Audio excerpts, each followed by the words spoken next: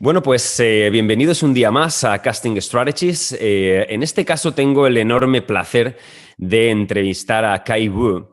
Ahora pasaré enseguida al inglés porque quiero que él me entienda la introducción que voy a decir y como sabéis luego haremos el doblaje al castellano para que podáis todo el mundo entender la entrevista. Con lo que me paso al inglés y seguimos enseguida. Hoy vamos a entrevistar a Kai Wu. Kai Wu es el fundador y director de inversiones de Sparkling Capital, una empresa de gestión de inversiones que aplica el aprendizaje automático y medidas innovadoras de informática para generar alfa con conjuntos de datos no estructurados y de gran volumen. Antes de Sparkling, Kai cofundó y cogestionó Kaleidoscope Capital, un fondo de cobertura cuantitativo en Boston. Con otro socio consiguió que Kaleidoscope creciera hasta 350 millones de dólares en activos con inversores institucionales. Gestionó de forma conjunta todos los aspectos de la empresa, incluyendo la tecnología, las inversiones, las operaciones, los aspectos de trading, las relaciones con los inversores y la contratación. Antes, Kai trabajó en GMO, donde fue miembro del equipo de asignación de activos de Jeremy Grantham por un valor de 40.000 millones de dólares. También trabajó en los equipos de inversión de capital y macro de la empresa en Boston, San Francisco, Londres y Sydney. Kai se licenció por la Universidad de Harvard cum laude y Phi Beta Kappa. Hola Kai, ¿qué tal todo? Hola, muchísimas gracias por la invitación, todo genial por aquí, estupendo. Bueno, estoy encantado de tenerte aquí, así que me lanzo directamente con la primera pregunta, que es, ¿qué te ha llevado hacia el mundo de la inversión ante todo? Creo que se deba sobre todo a mi curiosidad intelectual, porque me encanta intentar descubrir los misterios del universo, entender por qué los negocios triunfan o fracasan, por qué la tasa de interés sube o baja, los gobiernos en general. Los mercados son muy interesantes porque son, al fin y al cabo, el reflejo de muchísimas fuerzas dentro del mundo. ¿Sabes? La tecnología, la globalización, la política, la psicología. ¿Sabes? Los sistemas cuantitativos, todo eso está reflejado en el mercado. Mientras que en el mundo académico no tienes ningún tipo de feedback a diario de si tu hipótesis es cierta o no, lo bonito del mercado es que te permite rectificar y mejorar tu tesis a lo largo del tiempo. Pues así es, muy, muy cierto. Y me parece muy interesante lo que comentas. Eso de descubrir los mitos es muy bonito. Y es cierto también que los datos, por lo general, son poco estructurados. Y eso complica mucho la situación también para el aprendizaje automático. El aprendizaje automático puede funcionar con datos no estructurados, pero sabemos que si son estructurados, por supuesto, es muchísimo mejor. Entonces, ¿qué haces con el aprendizaje automático en ese ámbito, en el ámbito financiero? Es interesante. La gente piensa que está guay utilizar el aprendizaje automático o utilizar la inteligencia artificial. Utilizan datos que han estado mirando durante décadas. Puede funcionar bien para la regresión y dicen, ¿por qué no usamos una red neuronal? Pues mi planteamiento hacia el aprendizaje automático y la inteligencia artificial es empezar ante todo con la pregunta, ¿cuál es el problema que quiero resolver? Y tú mismo lo has dicho, son los datos no estructurados, que son una pieza muy irrelevante del puzzle que suele faltar en muchas estrategias cuantitativas. Si pensamos en el mundo, existen dos tipos de inversores, los cuantitativos y los discrecionales. Los cuantitativos tienen la ventaja de contar con una potencia de cálculo, escalabilidad, algoritmos, potencia de procesamientos, pero se fijan en información limitada, que son los datos estructurados, precio, volumen, estadísticas por ordenador, información financiera como ratio precio-beneficio o precio-valor contable. Los discrecionales, en cambio, en teoría pueden mirarlo todo, a nivel de gestión, archivos, redes sociales de las empresas, de todo. El problema, sin embargo, es que los inversores discrecionales no cuentan con tanta potencia de procesamiento, tanto como nosotros, los inversores cuantitativos, porque los datos se han creado más en los últimos 2 años que en toda la historia humana. Lo podemos ver en una gráfica con un crecimiento exponencial. Sería imposible mantener ese ritmo sin usar técnicas modernas. Yo me enfrento al aprendizaje automático y digo, vale, lo utilizo para mi negocio, negocio porque es la única solución.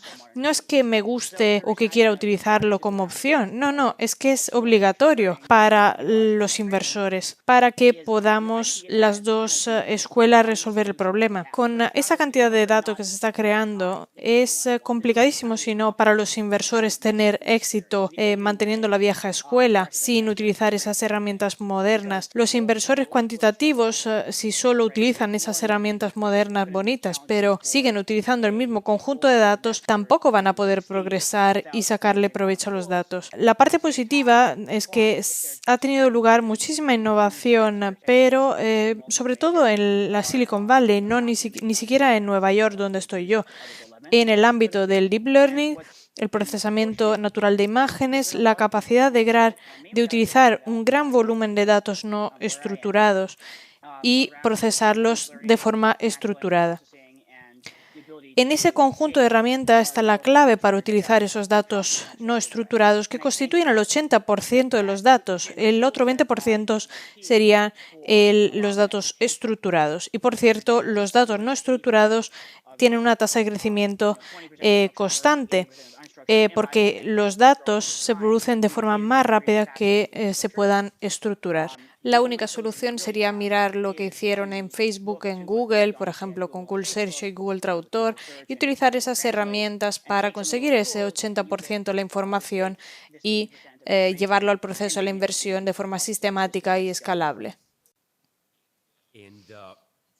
Sí, eso está claro, pero con más datos que se comparten cada vez más, ¿qué impacto ves que va a haber en el análisis de datos no estructurados? Porque es un volumen que va aumentando constantemente, con lo cual es cada vez más complejo lidiar con ello. ¿Cómo crees, por lo tanto, que eso vaya a influir sobre el análisis de datos no estructurados?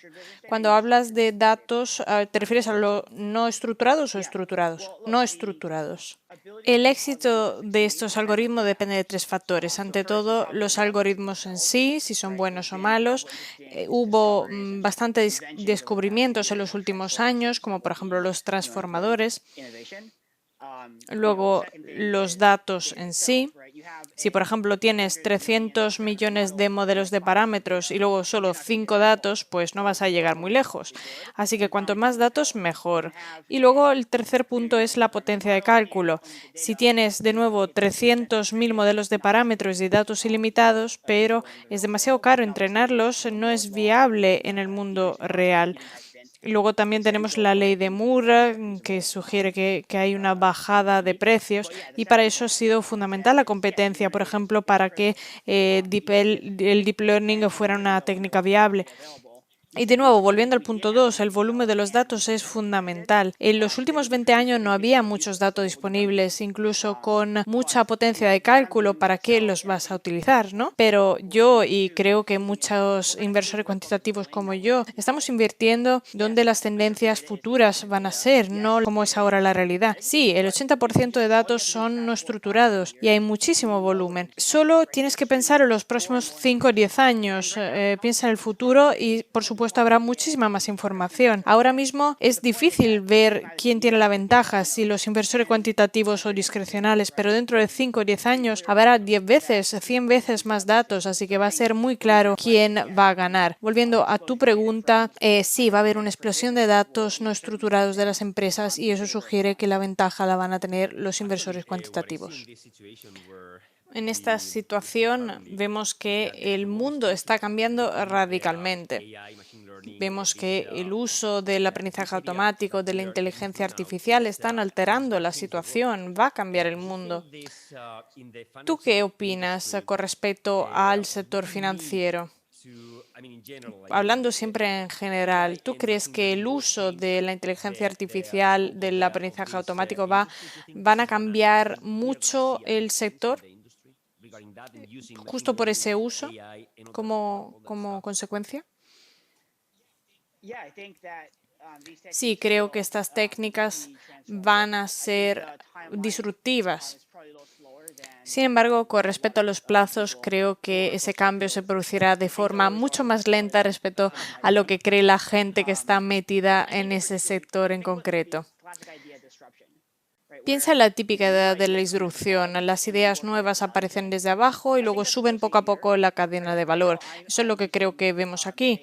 Yo, por ejemplo, utilizo la inteligencia artificial para invertir, pero yo tengo pocos activos. No creo que me convierta de repente en Vanguard. Así que, siendo realista, creo que lo que pasa es que la inteligencia artificial se utiliza y sirve para automatizar procesos rutinarios.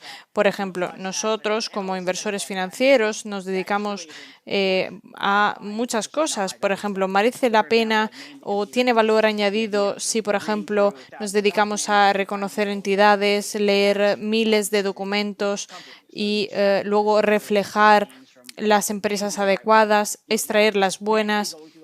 Entonces, mirar manualmente todos esos documentos es sin duda un uso muy tonto de nuestro tiempo como analistas. Y eso es algo que puede hacer la máquina. Eso sería el paso uno. La mayoría de los activos se está gestionando actualmente con técnicas discrecionales. Lo que veo es que la inteligencia artificial crea ante todo unas herramientas para los inversores actuales para que puedan trabajar de forma más eficiente. Y con el tiempo, estas herramientas se vuelven cada vez más eficientes porque entrenan con un mayor volumen de datos y los humanos les damos feedback hasta que de repente todo cambia porque se vuelven mejores que los humanos. Y ahí es cuando veremos algunos cambios en el empleo, pero queda tiempo. Lo mismo lo vemos en cualquier otro sector, como por ejemplo la radiología. Por ejemplo, los radiólogos ahí buscan el cáncer en imágenes. Los ordenadores son bastante buenos en eso, no tanto como los mejores radiólogos, pero están dando la capacidad al radiólogo medio de hacerlo mejor. Con el tiempo mejorarán cada vez más hasta que de nuevo la situación cambie y ahí las cosas se volverán interesantes. Por supuesto, queda mucho tiempo y lo mismo pasa en el mundo de la inversión. Sí, bueno, vamos a intentarlo, por supuesto. Hablando en concreto de tus actividades de training, ¿cómo entregas el aprendizaje automático y la inteligencia artificial en ese proceso? Explícanos un poco cómo lo haces. Yo utilizo el aprendizaje automático, la inteligencia artificial en tres áreas para los procesos de inversión. Ante todo, los datos no estructurados. Segundo, la combinación de alfa, es decir, extraer las señales de grandes conjuntos de datos. Y el tercero sería el modelado de riesgos. El primero, vemos que la mayoría de los procesos cuantitativos dispone de una gran cantidad de datos, por ejemplo, Compustat, Bloomberg, etcétera, y la mayoría son estructurados. Para mí, como decía antes, la oportunidad está en los datos no estructurados porque hay muchísima información, valor por sacar y, por cierto, los analistas cuantitativos tampoco lo persiguen mucho, así que hay valor por aprovechar. Si mi tesis es correcta, pues te interesa ir por ese lado. El aprendizaje automático, por lo tanto, aprovecha toda esa información y la procesa. El problema de los datos no estructurados, sobre todo el texto, es que son altamente dimensionales. Incluso un informe anual financiero de una empresa puede tener decenas de miles de términos. Si usas la regresión no vas a conseguir mucha información. Ahí es donde entran en juego todas esas técnicas que mencionaba, por ejemplo, BERT, el modelo de Google. Se trata de herramientas específicas para poder extraer ese procesamiento natural del lenguaje, datos no estructurados, de texto sobre todo, y sacar algo de ahí con sentido. Se trata de modelos especializados de procesamiento natural del lenguaje, de deep learning, y eso sería el caso 1. Y utilizan toda esa información y la integran con las herramientas tradicionales como FactSet o Bloomberg. Eso sería el paso 1. Luego, el paso 2 sería, vale, ahora tenemos toda esa información, que son miles de distintas señales, pero ¿cómo las combinamos? ¿Con una media? ¿O decimos manualmente, vale, el valor creo que funciona, entonces le voy a dar un 1? Esto no funciona tan bien, entonces le doy un valor negativo. Entonces, elegir señales es un problema complejo porque Mucha gente utiliza la regresión para resolverlo, pero a medida de que la dimensión aumenta, el problema también se vuelve más complicado, puesto que depende implícitamente la inversión de la matriz de covarianza, que es singular, así que el problema va aumentando. Ahí es donde entran en juego esas nuevas técnicas que yo utilizo. Yo, por ejemplo, utilizo boosting, que es una variante de random forest, y las redes neuronales superficiales. Esas no te permiten solo utilizar los datos de forma objetiva, eliminar el sesgo, la subjetividad. Por ejemplo, tú dices, vale, la inversión en valor funciona o la inversión en calidad funciona, pero esto no.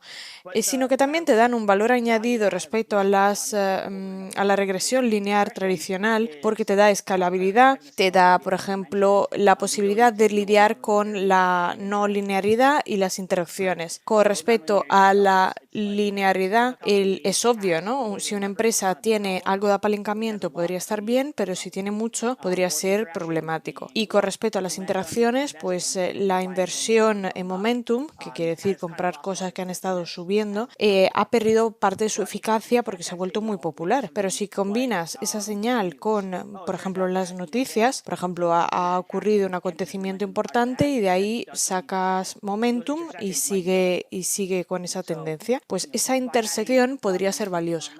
Así que al añadir esa no linealidad e interacciones en el proceso, podemos ir mucho más allá de lo que puede conseguir la regresión tradicional. Y luego, tercer punto, el modelado de riesgo. La mayoría de los inversores de capital conocen este concepto.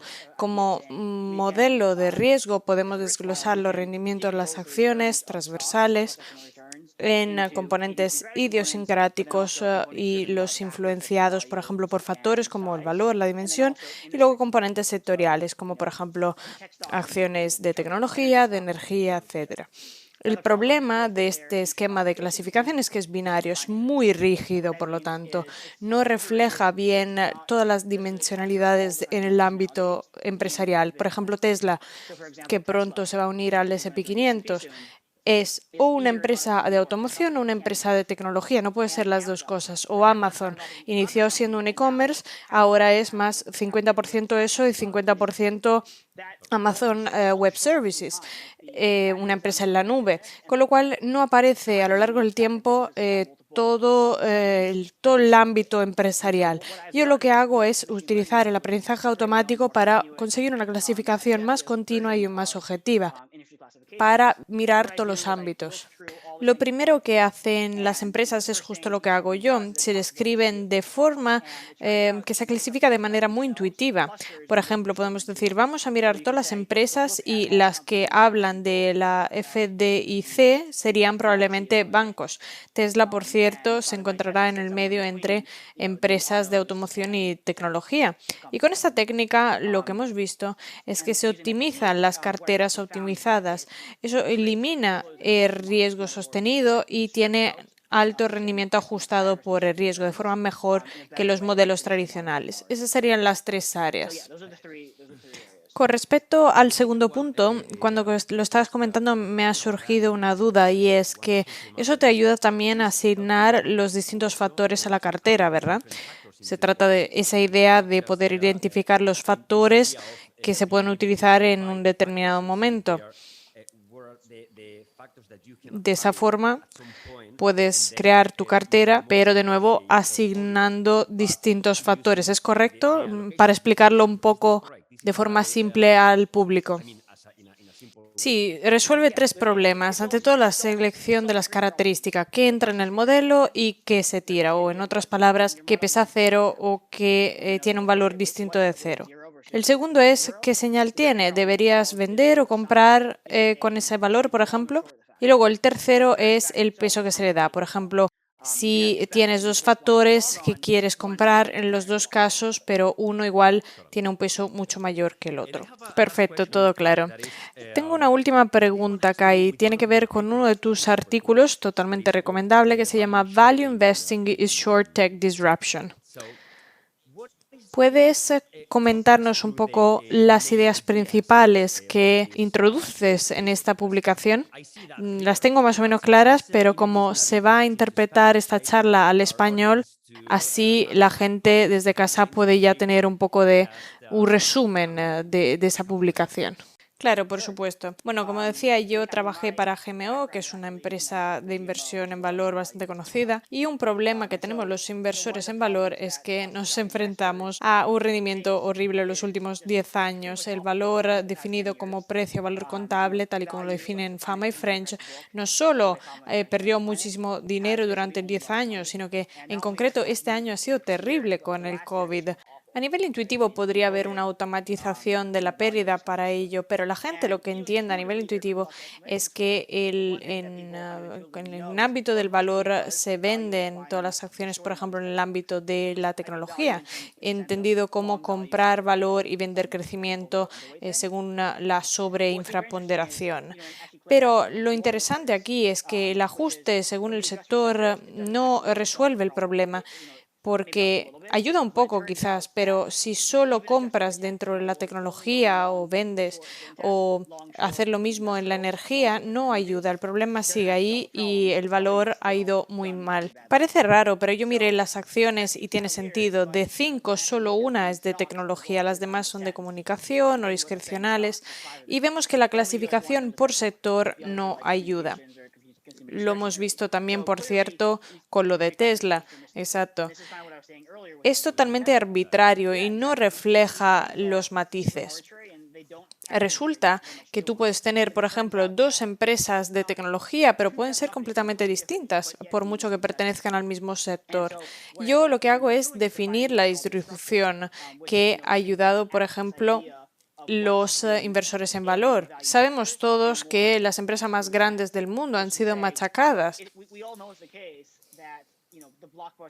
Y hay mucha gente que cree que están baratas porque tienen un precio, valor contable bajo respecto a los últimos 12 meses de fundamentos económicos. Y no lo ven, se están preparando la tumba, básicamente.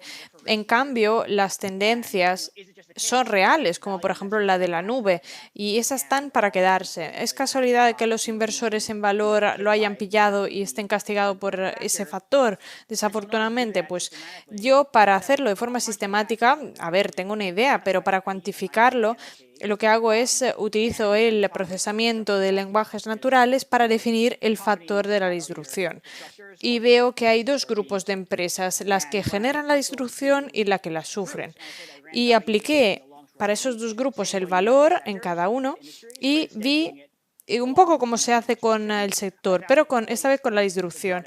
Y explica claramente la bajada del valor. El valor no sube, pero tampoco está bajando. El valor ha tenido una exposición bastante constante de menos 20% a la cartera de disrupción, que ha ido genial. Solo puede subir. Esas empresas han tenido resultados brutales y incluso ese menos 20% no puede con ello. ¿Y cuál es la conclusión que sacas de esto? ¿Deberíamos invertir? ¿Y cómo? Bueno. Sí, bueno, yo lo que creo que la conclusión es que tienes que saber lo que haces.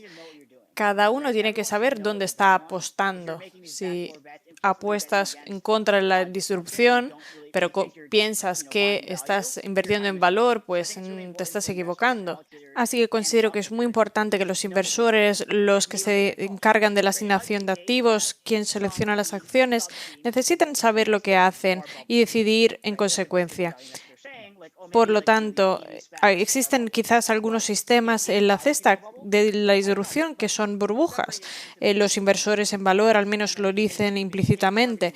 Quizás la computación en la nube es una burbuja, pues no lo sé, pero necesitamos dividir todo en componentes y mirar en detalle cada dimensión, en vez de decir, vale, compro todas las acciones que están baratas según esta métrica X, que igual estaba genial en la época de Bengram, pero hoy no es relevante a nivel contable. Eso no es una buena solución. De hecho, en nuestra próxima entrevista vamos a hablar de los activos intangibles, una cuestión que me resulta muy interesante. Así que mil gracias, Kai. Ha sido un placer tenerte aquí y hablar de este tema tan interesante. Creo que es muy relevante sacar esos temas porque el mundo está cambiando. Mucha gente está intentando argumentar en favor del valor y y está cayendo, en mi opinión, en un poco el sesgo de la confirmación, en buscar las justificaciones, ¿no? En el pasado de que el valor vaya a volver.